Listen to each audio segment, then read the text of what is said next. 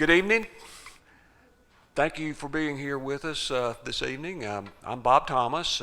Been around a long time, about 44 years. Only 4 days in this position, though, so that's a change. Guess the best way to describe it, sort of been drinking out of a fire hydrant, so the last few days. I don't know if that'll change any or not. Maybe I'll just have to get used to it.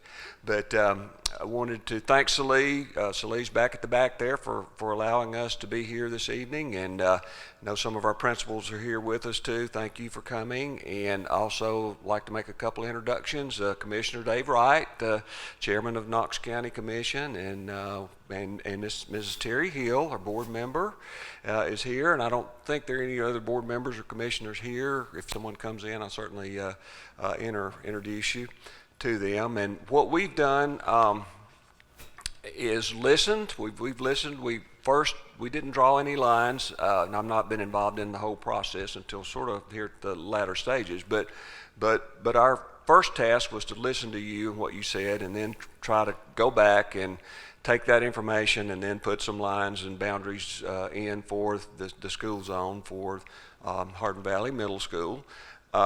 What I would like to do this evening is we are here again to listen because we may have left out something. We may not have heard what you said. We may have gotten it wrong. This is preliminary. It's not ready yet to be a recommendation to the Board of Education. So we wanted to use this opportunity to listen to you, what you have to say, and give us feedback because we want to try to make the lines work as well as we can make them work within certain parameters, obviously. So, and with us this evening is Dr. Rick Grubb. Dr. Grubb is our Director of Transportation, Zoning, and Enrollment. So he knows this county backwards and forwards and like the palm of his hand, actually. So always amazed when Rick talks how well he knows the roads and boundaries and so forth. So again, what we would like to do is we've got a couple of microphones, and if we could, our folks will, if you'll raise your hand, we'll give you a microphone and let you just give us feedback. So at this point, or Rick, okay, let me turn it over to Rick. I got ahead of us here a little bit. Thank you, Mr. Thomas. Once again, I'm Rick Grubb. I've only been here 36 years, not near as long as Mr. Thomas, but the last 18 of those I've served as one of my assignments is to be responsible for school zones and maintaining those, and anytime there's a rezoning, do a lot of examination and review and make data and information available to our board and to the public to look at possibilities of making modifications to the zones as they are. So I will tell you that we'll briefly go through a couple of slides. How many of you have been to one of the previous meetings? Okay, so some have not, so they don't know all about this. We're building 2 new middle schools in Knox County. It's simultaneously. One is on the far northeast piece of our school district in the Gibbs community. It's a school that is designed and going to be built for 600 students. And then on the west end, I'm sure most of you have recognized the facility that's the concrete block behind this building, and we are building it for a capacity of 1,200 students. And those schools are both slated to open up in August of 18. So that'll be not this coming year, but the next year.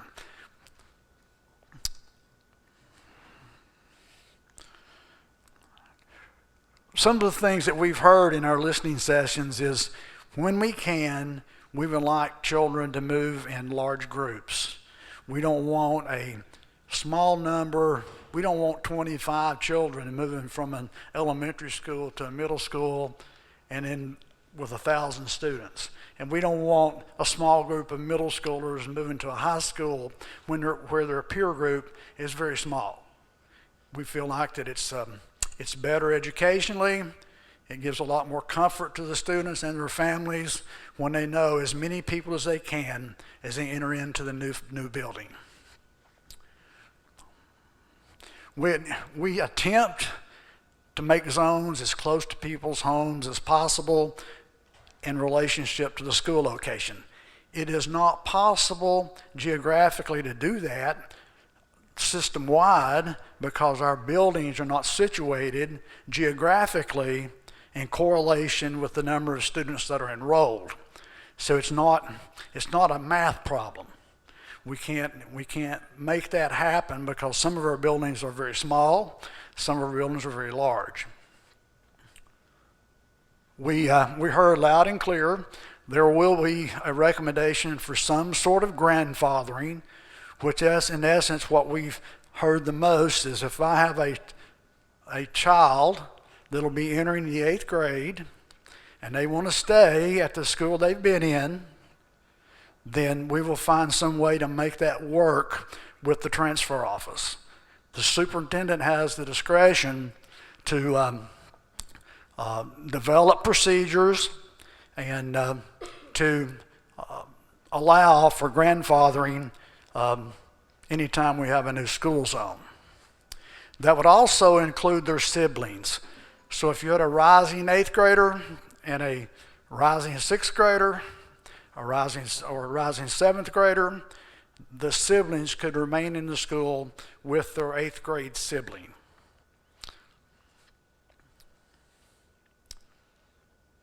We want to limit the number of people that we move to as few as possible.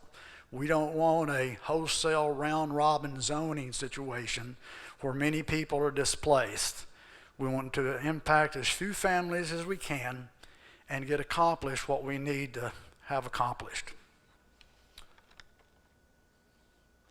We've also heard in this area we have a significant number of families that have asked about some high school rezoning. This particular rezoning that this board will take action on will not include anything except middle schools.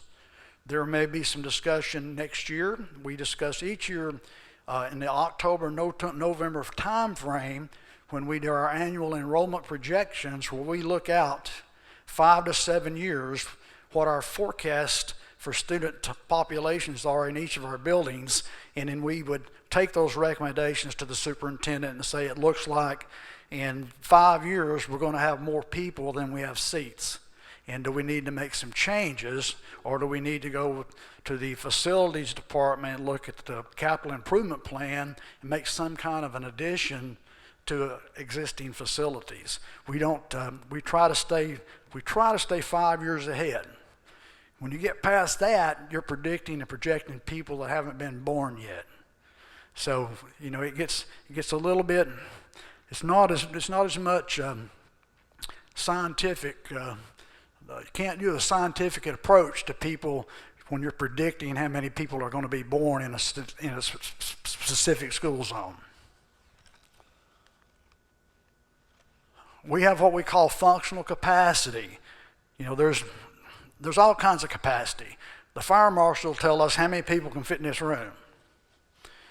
If we want to have class in here, how many people could we have in this room and how many teachers would it take?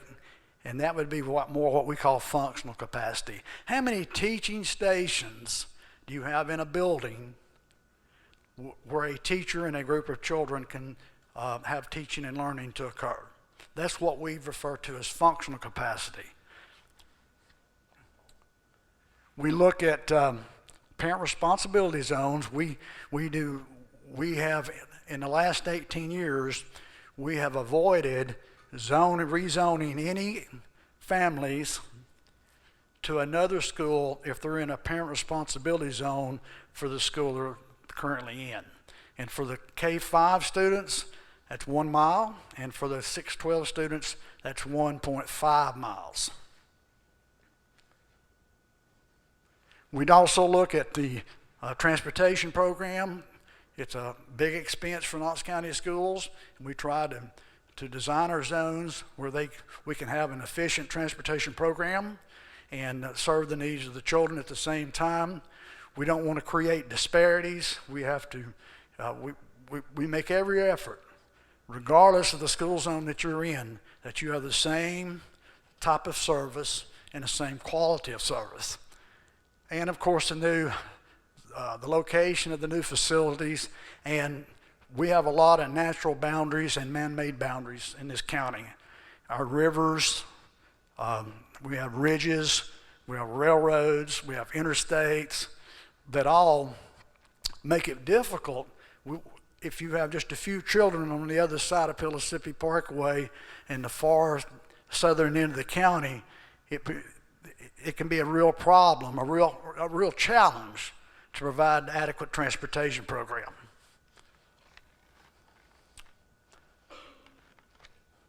On the screen now, you see what our current proposed zone is. As Mr. Thomas said, this is our 8th meeting, and we are still seeking community input. The input we get from you this evening will be looked at, analyzed, and a lot of discussion, and to see if the things that the community wants, if we can do that, and still meet all of the other criteria. So from there, we're going to open the floor up for questions, and I'll respond to them best I can.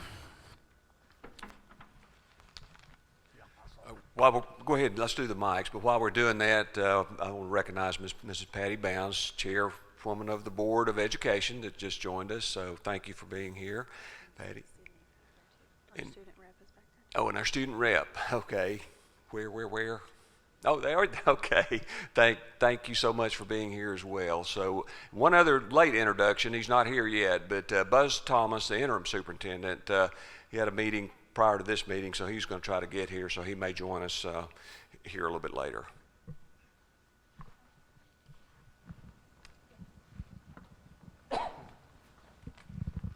Okay, so my daughter attends Ball Camp Elementary, which, as you know, is a very small school. And with the new proposed zoning, you've now divided, you talked about not moving small batches of children. You're dividing it into 3 middle schools. Because you have some that are going to, they're all going to go to Carnes or Cedar Bluff next year. And then part of those kids from Carnes are going to go to Hardin Valley. And then a small portion of them are going to stay at Carnes Middle.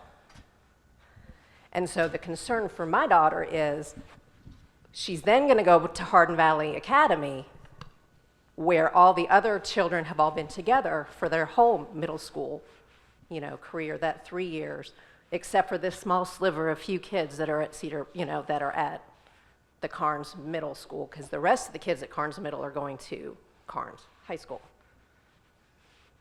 And where do you live? I live near Joe Hinton, so I'm, near Joe Hinton and Middlebrook.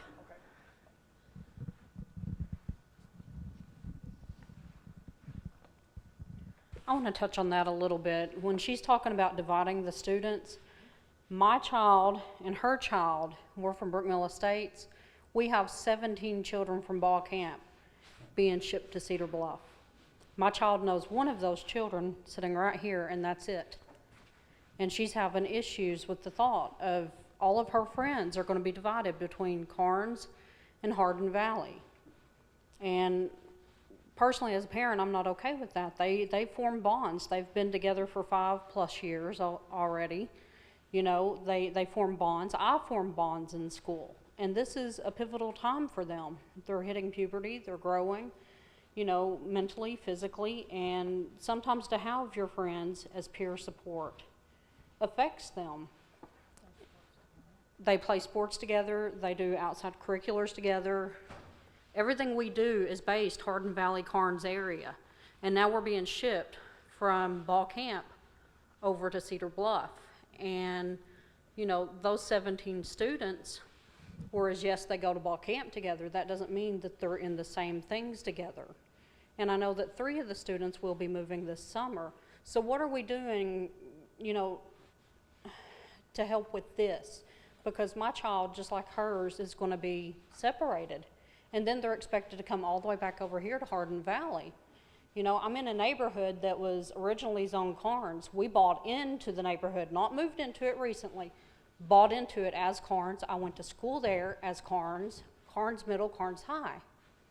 And a big part of me was my friends. I still have those friends today.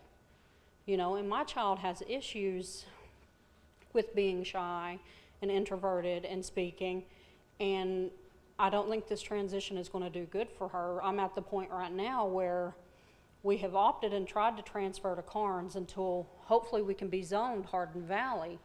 But if this doesn't take place, I'm going to pull her from the school system and we're going to homeschool versus going to Cedar Bluff, to where after school we have time with hopefully extracurriculars to where we can meet back up with our Carnes or Hardin Valley friends that we communicate with and we do extracurriculars with, and be able to participate in those with them still, so that she has some form of semblance with her friends. What, and tell me where you live? We're in Brookmill Estates off Lovell Road, Okay. and we've only been, We're on the right side. They divided it right down the middle, and we're on the right side. we're in like the little niche that was left the out. white side, yeah. And we literally have like maybe 10 kids or 11 kids down our road in our little area that was left out in the next 4 or 5 years that will attend middle school. Let me give a piece of information to you. We have a website set up just for comments and suggestions, and the more specifics I have, the better it is, and the more examination I could do. And that address is rezoning at knoxschools.org. Okay, then we'll go. We will seek yours out, and that's what earlier in one of the slides I said. One of our initial goals was to move as few people as possible. That doesn't mean we won't. It's just that was one of the parameters that we were given to work with. But that's why we're having these meetings, so we find things that we can look at.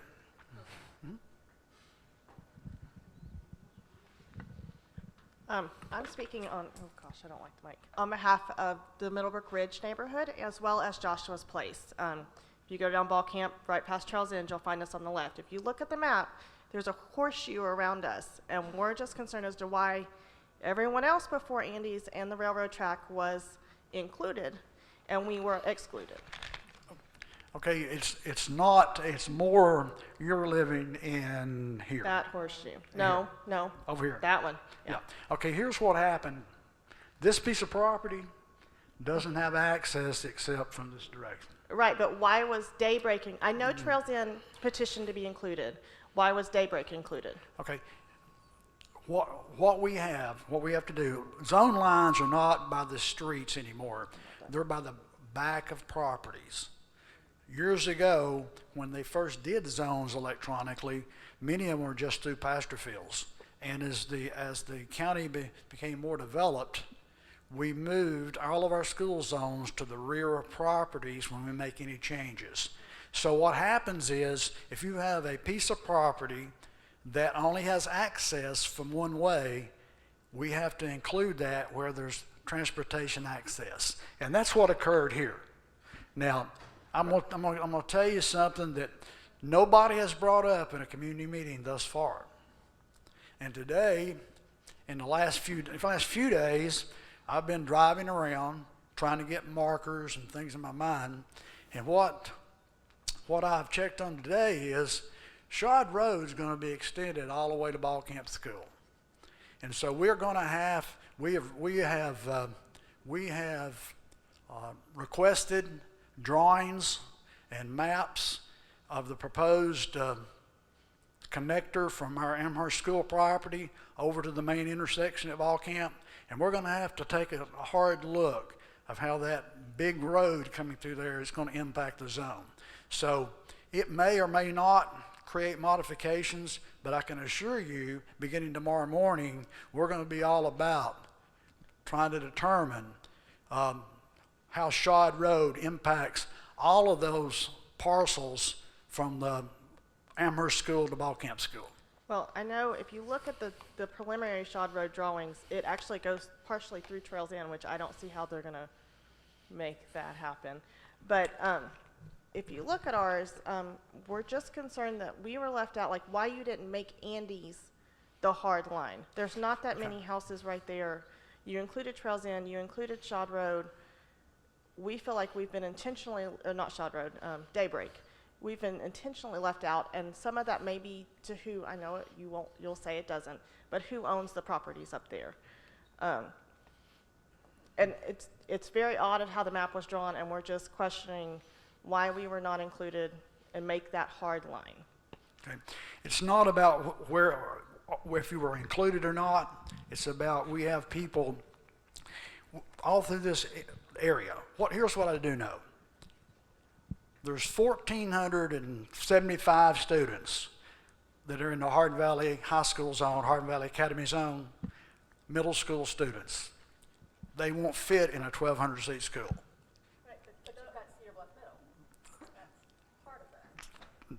We have 1,475, correct, and about 600 at Cedar Bluff, and there's about 250 that will remain at Carnes that are in the Hardin Valley Academy zone. You keep talking about including, making sure we stay in our communities. You keep talking about including, making sure we stay in our communities. Well, Trails End is a huge neighborhood. Our kids are friends with those kids. That's who we carpool with. That's who we play ball with. And I don't want to say we don't cross the railroad tracks, but I mean, if you look at it, that small section of Ball Camp, that's our community, our immediate community. That's who we go to. Those where our friends are. And so to exclude us from the people that we're closest with is hurting our kids. When you all say over and over again. And that's our community. That's why we're here. So, So I mean, what- I'm well, I just hear making you. that point is those are our closest friends. And it's a community within a community right there, as he said, from Middlebrook to the railroad tracks. That's us. Mm-hmm. And we carpool, we play ball, we play soccer, everything together right there. So, I'm receiving your response, and I will internalize it, and I'll look at it, I promise you. But we don't know what we don't know. And even though I've been traveling these streets for a number of years, I don't know all of what's considered a community all across the district, and yeah, I know a lot more about some parts of the county than others.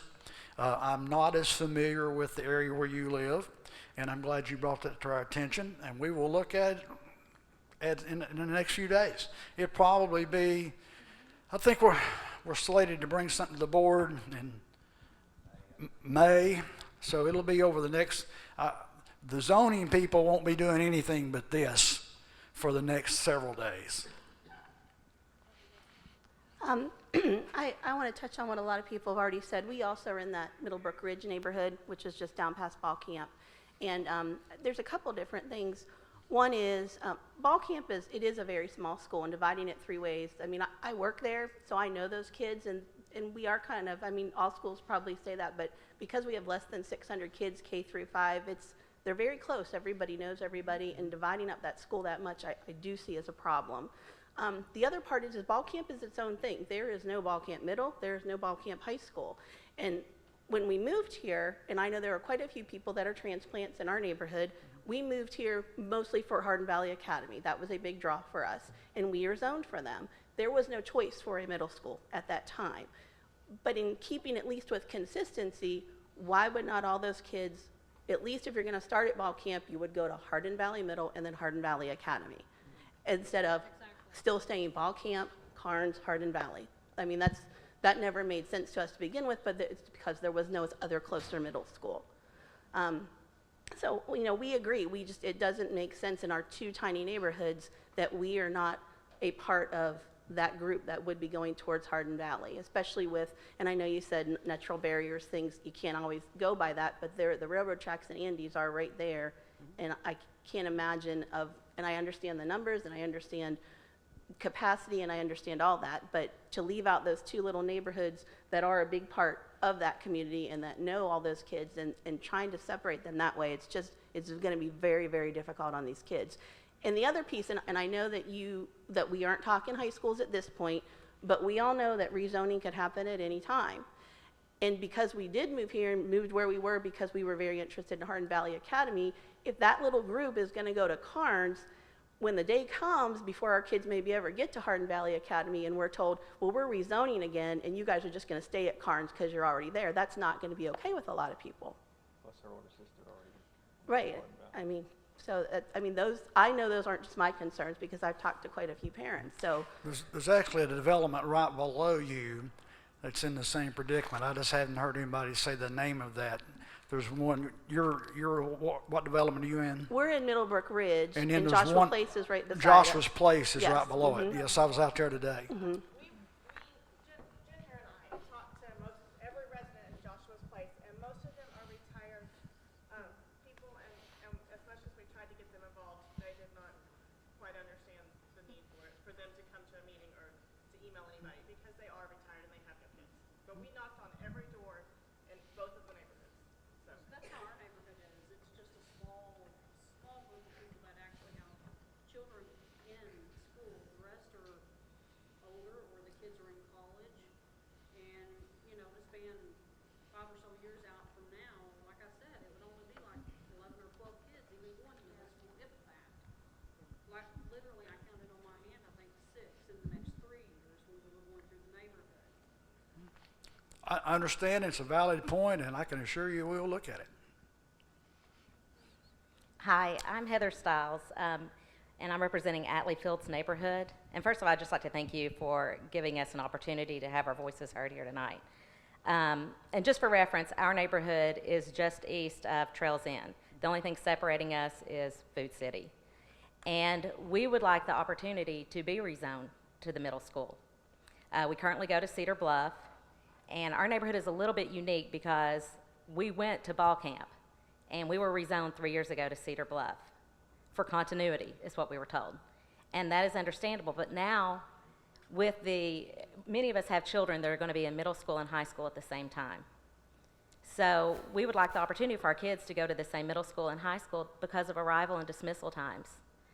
If there is ever inclement weather or some sort of disaster, it will make it nearly impossible to pick up at Cedar Bluff and at Hardin Valley at the same time. In addition, I know you're familiar with Atlee Fields, probably because of our roads. We have one access point in from Middlebrook, and it is not accessible during inclement weather. We've had buses on days when there have been early dismissals that have literally been stuck.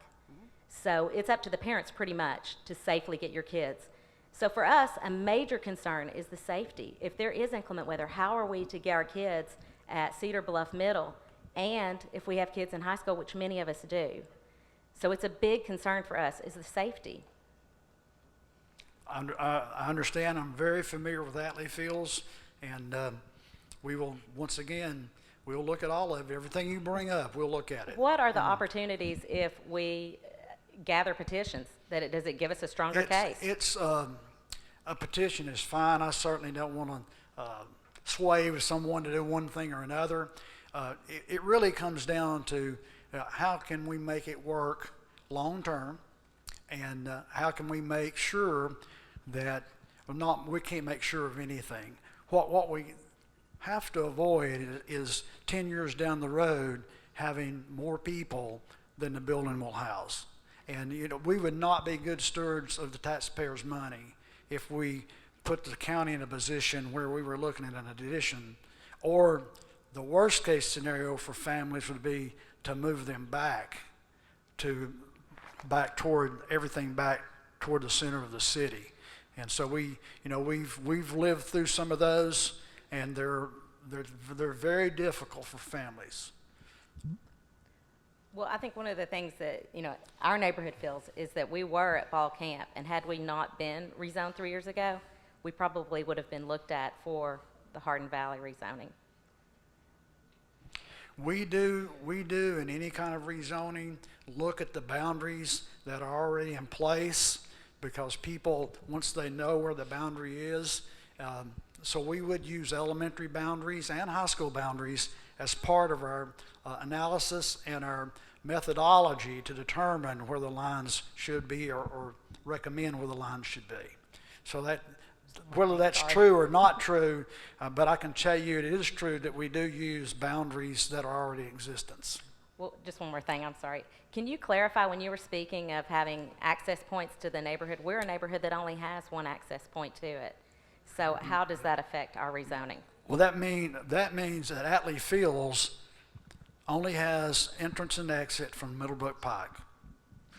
So all of Atlee Fields has to go to the same school. There's no way to get in from the back side. So we would not divide that development. It would be unwise. And we've used that strategy for at least 18 years because that's how long, all the history I have with it. Yes, sir. So my wife and I, we moved to the Middlebrook Ridge area from Oak Ridge. And I don't want to reiterate what others have said, but just wanted to say that we have the exact same concerns. We moved there to be in the Hardin Valley Academy. We knew the middle school was coming up, and it felt logically that it would be included. So, yeah, I'll leave it at that. Thanks. Thank you.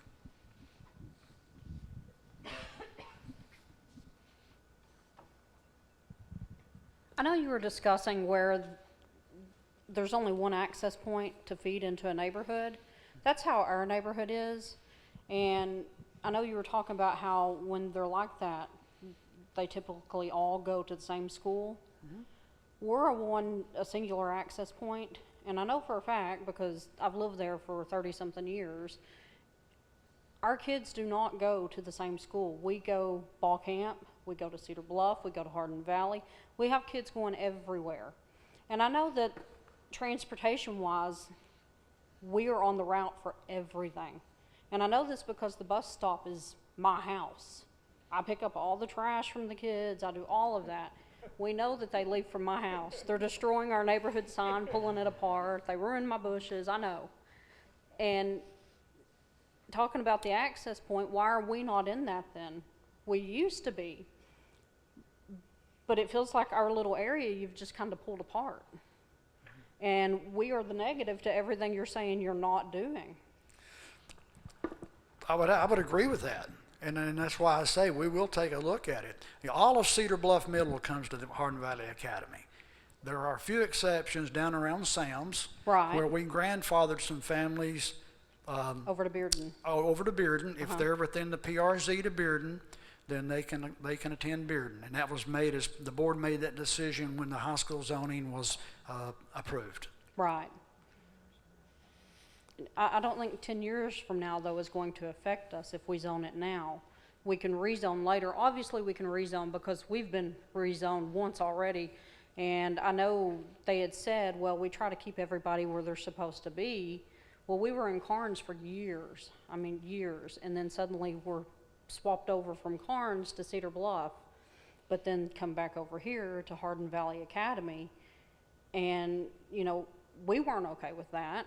And I know someone we had emailed and spoke to had said, well, if you were upset with it, you should have vocalized. Well, we had no clue it was even being rezoned. It just popped up one day and they were like, you're going to Cedar Bluff, go. And it was like, well, now I've got like 5 buses stopping in front of my house and everybody's going everywhere and our kids are being separated from each other. And I don't know, I just feel like Brookmill's being picked apart as like the Bermuda Triangle here. Yeah, there's a significant number of students that go from Ball Camp to Cedar Bluff. I can get those numbers, but okay, I can get those numbers, and we'll do so. We'll do so.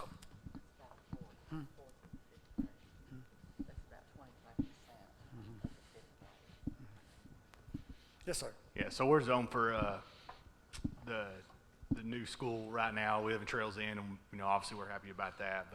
But my primary concern is coming out of Trails End, the access points because of the railroad are atrocious.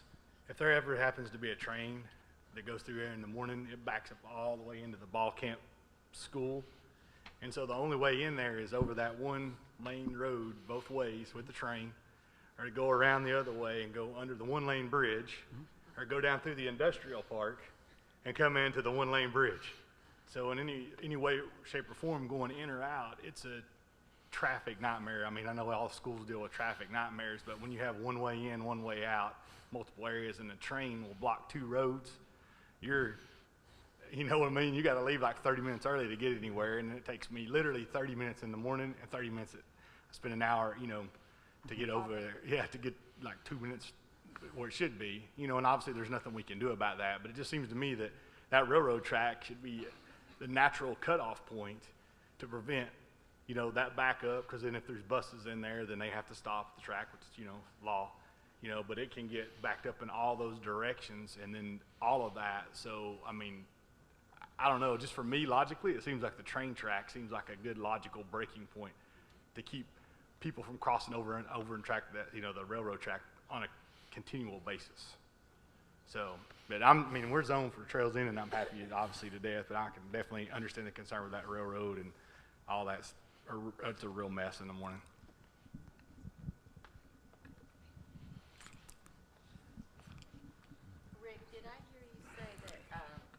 Like 95% of Ball Camp or Cedar Bluff goes to Hardin Valley. Cedar Bluff Middle. Cedar Bluff Middle. Okay.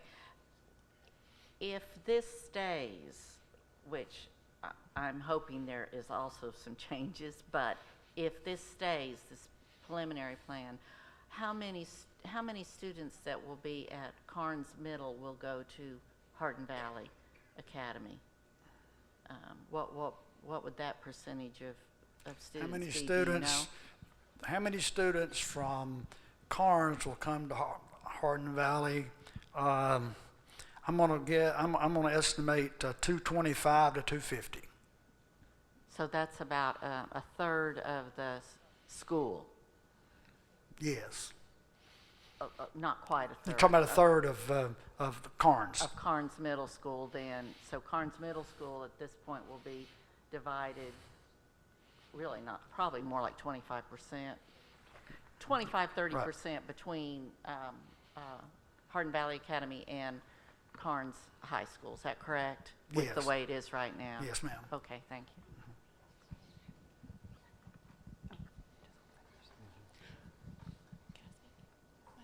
Hi, Dr. Grubb, hi. My name is Lori, and I also live in Atlee Fields.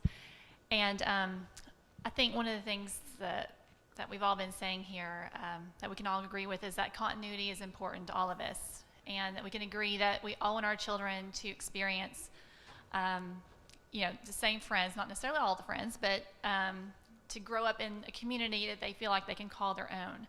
And for a child, the school is basically 99% of that. So for the people that are here, I think for the most part, we are sort of that outlier of neighborhoods, the ones that the kids are getting pulled here and there. And so I would not want your job of trying to figure out logistics, trying to figure that out. I can't imagine what that would be like. But I implore you that for those of us who do go to this website and explain that for my children, my kids have been pulled from Ball Camp into Cedar Bluff, and they've seen friends come and go due to rezoning, and now they're getting, you know, some are getting rezoned and pulled away from them again. And they don't understand, and I can't really explain it to them other than, well, that's just life. And really, that's not necessarily an unfair lesson. But I just implore you, for those of us who are in those outlier neighborhoods, the one that just touched, if the majority of us just are really concerned about that all of our kids feel a part of this one community, in Atlee Field's case, it would be the Hardin Valley community, to please listen and take that into consideration. I know that there's numbers that you have to adhere to, and it's not easy, and you're going to have people mad, I'm sure, no matter what. But I can hear it in everybody's voices here that it's not a matter of convenience. It's a matter of our kids feeling like they're whole and part of a community and can identify with their friends that they grow up with. And so I just implore you to please listen. I am in. Let me clarify my role in this a little bit. I actually take each of these sections and do counts and I take information that we've gleaned from studies that we do each fall. Through the Metropolitan Planning Commission does a whole lot of our data warehouse.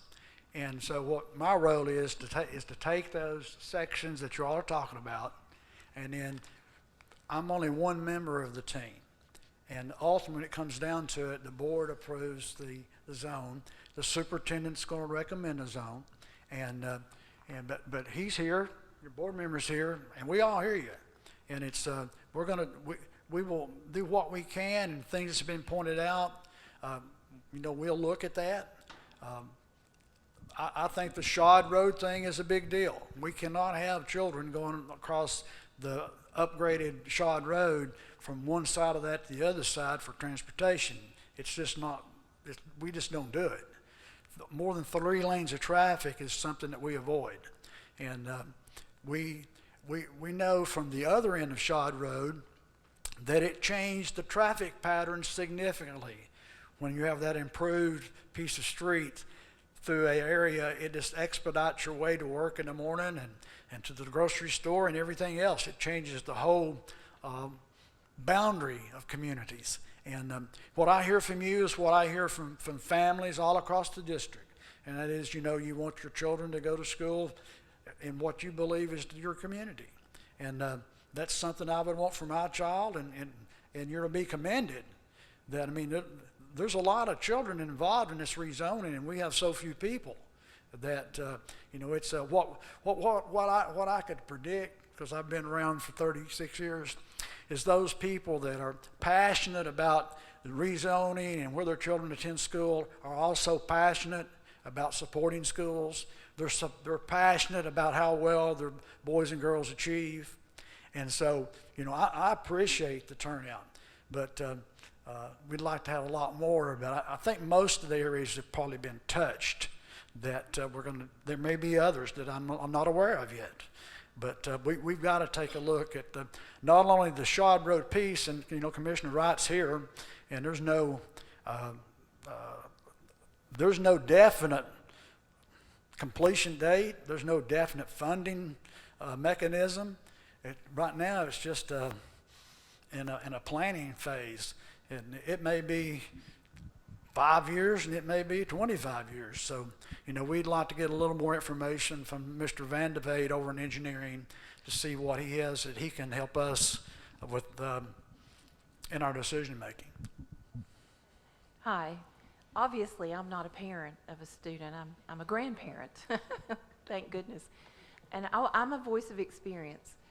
When my oldest daughter was in school, she was rezoned, and a fraction of the kids from her school, like 12, were rezoned to another school.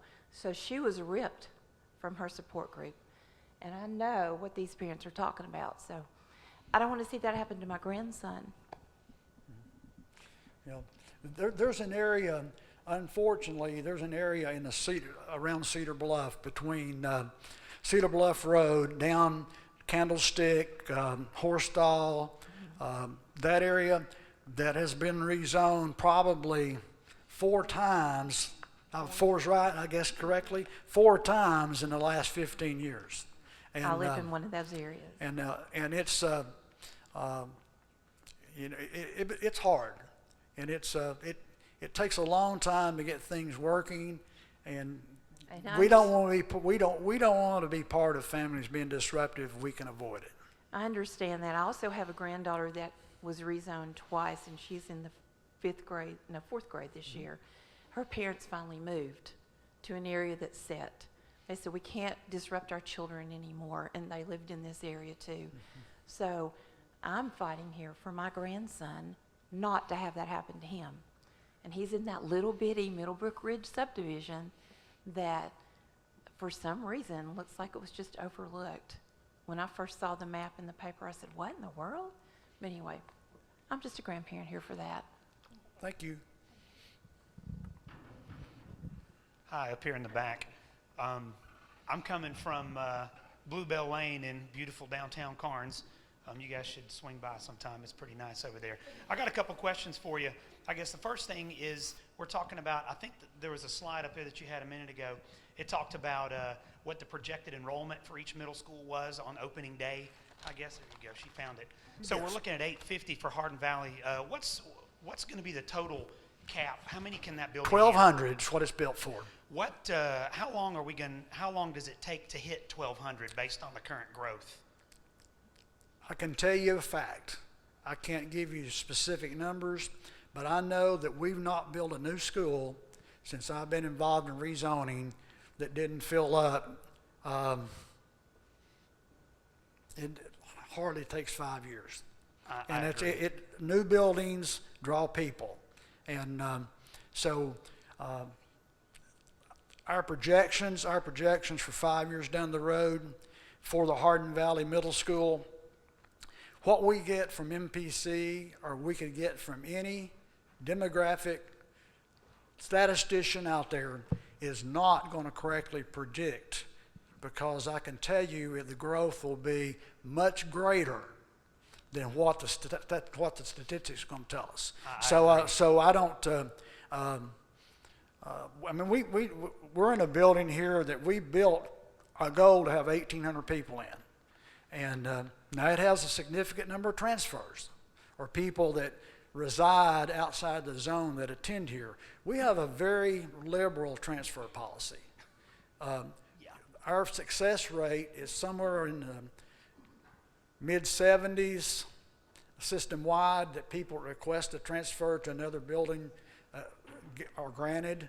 So it's not unique to Hardin Valley to have a large number of transfers. We have that same phenomenon in other schools, not just in the west end of the county, but all across the district.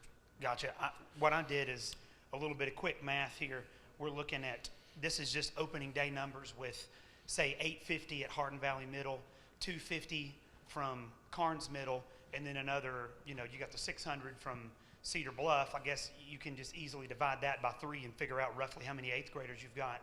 You're looking at a class on opening day, and that's without this school filling up, of 433 8th graders every year, Slee. So good luck with that. So basically, as this thing fills up, and I guess at risk of being run out of here, I'm completely opposite of what everybody else says in the room.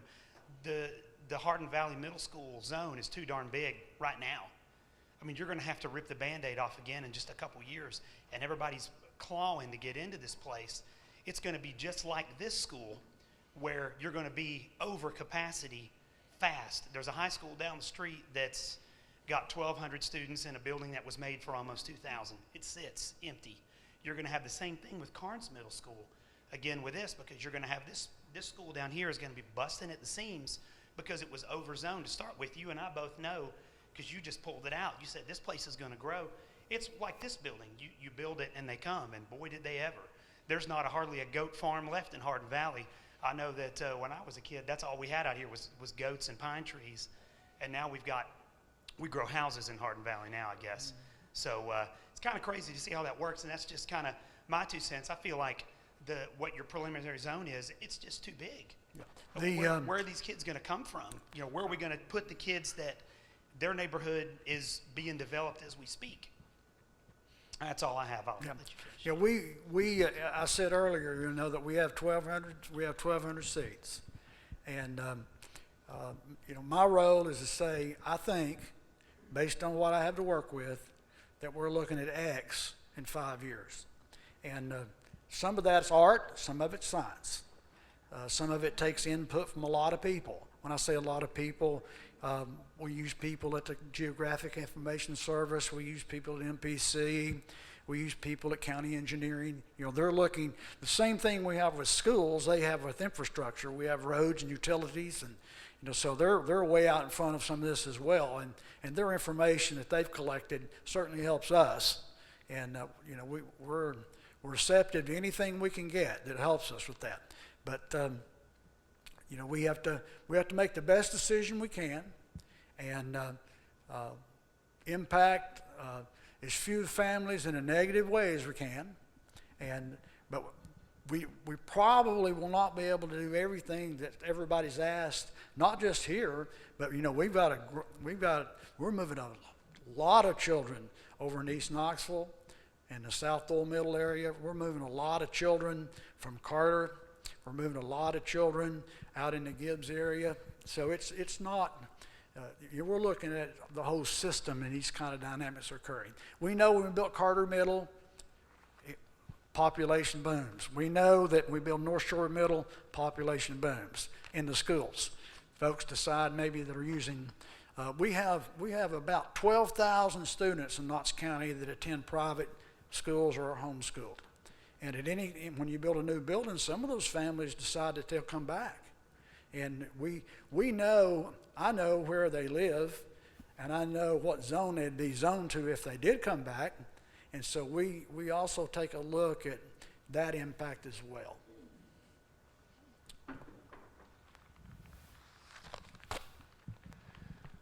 We really appreciate you coming out tonight. Thank you for being here, and this is all recorded, so we have the information that you talked with us about. And let me, before I even close, Mr. Buzz Thomas arrived, interim superintendent, and you're certainly welcome to say something if you.